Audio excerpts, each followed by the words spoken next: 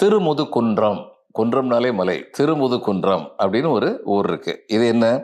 ஈசன் வீற்றிருக்கும் மலைகளுள் ஒன்றாக பேசப் பெற்றுள்ள முதுகுன்றம். இது எங்க இருக்கு? மணிமுத்தாற்றின் மருங்கே அமைந்துள்ளது. முத்தாறு வலஞ்செய்யும் முதுகுன்றம் அப்படின்னு திருஞான சம்பந்தர் புகழ்ந்த தலம் இதுதான்.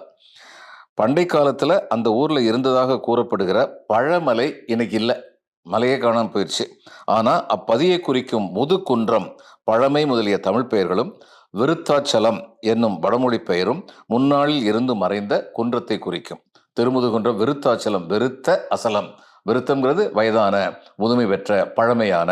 அசலம்ங்கிறது வடமொழி சொல். ரெண்டுமே வடமொழி சொல். அசலம்ங்கிறது மலைங்கிறது குறிக்கும். விருத்தாச்சலம் அப்படிங்கிறது முதுகுன்றம் அப்படிங்கிறதும் ஒன்று தமிழ் பெயர், இன்னொன்று வடமொழியால் அழைக்கப்பெற்ற பெயர். இதே மாதிரி கொடுங்குன்றம் அப்படின்னு இன்னொன்று இருக்கு. பாண்டி நாட்டை சேர்ந்த கொடுங்குன்றம். அதனை பெருநகர் என்றும் திருநகர் என்றும் திருஞான சம்பந்தர் பாடியிருக்கார். அந்நாளில் அது சால பெருமை பெற்றிருந்ததாக தோன்றுகிறது. தமிழ்நாட்டில் அழியா புகழ் பெற்று விளங்கும் பாரியின் பரம்பு நாட்டை அணி செய்தது அக்குன்றம்.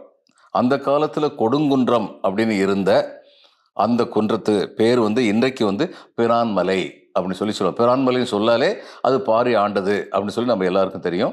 ஆனால் அதனுடைய ஆதி காலத்து பேர் கொடுங்குன்றம் அப்படின்னு இருந்தது. திருக்கழுக்குன்றம் அப்படின்னு ஒன்று இருக்கு, எல்லாருக்குமே தெரியும். இந்த திருக்கழுக்குன்றம் தொண்டை நாட்டை சேர்ந்தது.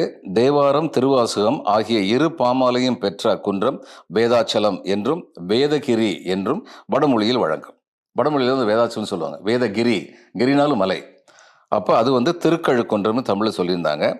நினைப்பிற்கு எட்டாத நெடுங்காலமாக அம்மலையில் நாள்தோறும் உச்சி பொழுதில் இரு கழுகுகள் காட்சியளித்த காரணத்தினால் பட்சி தீர்த்தம் அப்படின்னு அதுக்கு பேர் உண்டு.